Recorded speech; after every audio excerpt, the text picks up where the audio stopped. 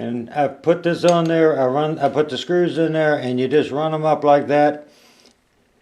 And see how this will ooze out when you tighten it up?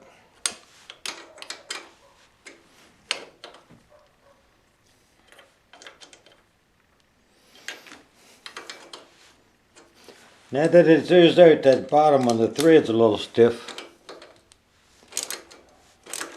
Now I'm going to have to do it with the ratchet to make it ooze out. And they're not tight all the way. And just wait an hour and then tighten them up and it's sealed up. And while that, you can wipe the stuff off the top and down the sides while it's wet if you care to. And while that's happening, you can reattach your exhaust manifold and intake manifold. And this is a really good brand of gasket maker to use. It does a good job. Now let's talk about these torque wrenches. Now this is my old one that you just pull and measure where it is. Now on a lawnmower engine, it really doesn't take a lot of torque, but on a lot of things you're getting up in 70, 80, 100 pounds of torque or 140 pounds of torque.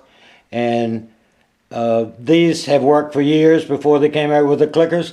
And this is reduced so you can use a half inch. It's designed for a half inch and you have to get a reducing socket to use 3/8. And these worked really great. This one right here has done 12 overhauls on engines and numerous tops, and I'm talking automobile engines, and numerous top overhauls. And the torque values always worked, and there was never a problem of any bolt not being torqued. Now when you get into connecting rod bolts and everything, it is super critical. They say you can torque this cap off, and that's nice, but you can just hand tighten this really even and flat, and you know where you are. But you get the internal parts of an engine, like a connecting bolt rods, have two bolts on them that connect the connecting rod to the crankshaft. That has to be perfect, because you have bearings inside of that, and you can squeeze and or damage a bearing. So when you do that, it might be 60 pounds, 80 pounds, it could be 100, depends on the engines. And that has to be torqued up really well. But they do work. And the clicker ones just make it easier, and you don't have to look at a gauge. All you do is listen for them to click. But see, it's a lot easier to use this to only do it 10 pounds. Like I was saying, I could change the clicker to 16 pounds and 17 pounds and 18 pounds. What I did is I just used this one and did them all at 15. And once it showed 15, I went to the next one, did the whole pattern of 8, and then I put the clicker on it because I wouldn't have to turn it more than maybe a half to 3/4 of a turn before it would click.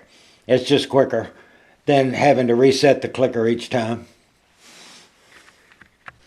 After that RTV gasket material sets up just a little while, you need to take a paper towel and wipe it off down the sides, across the bottom. The bottom has brackets and all in the way, but you want to get that off, because while you're working up here, you will invariably put that on your hands and you end up getting stuff all over it. So you want to wipe that off, and then when it's cured up and sealed and ready to go,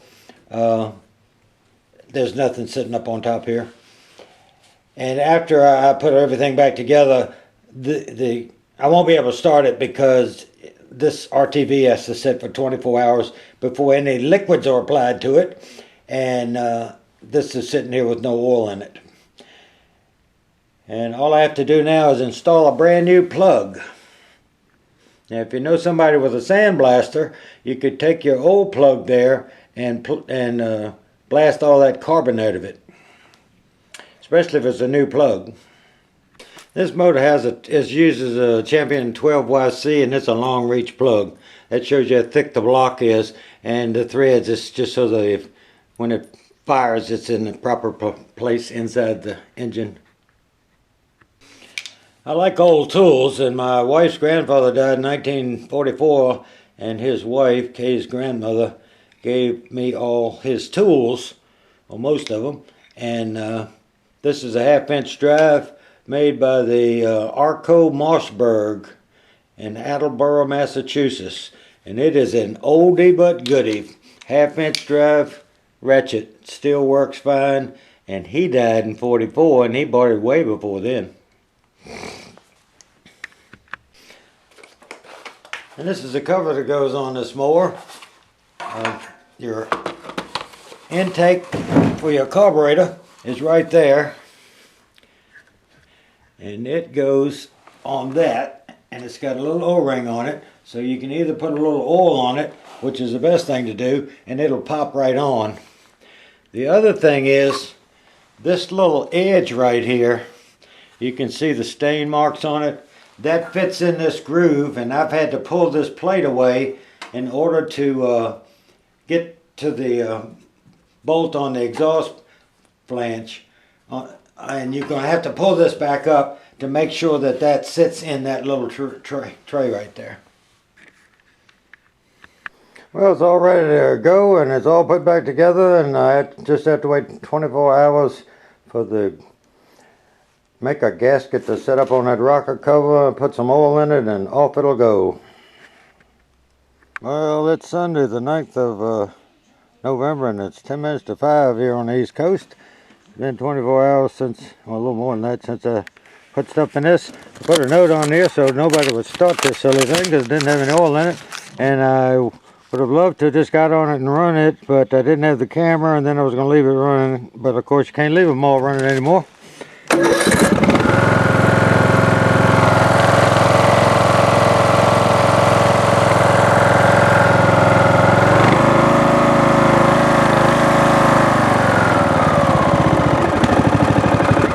No smoke. Got it all the way down to a low idle, and it's cold.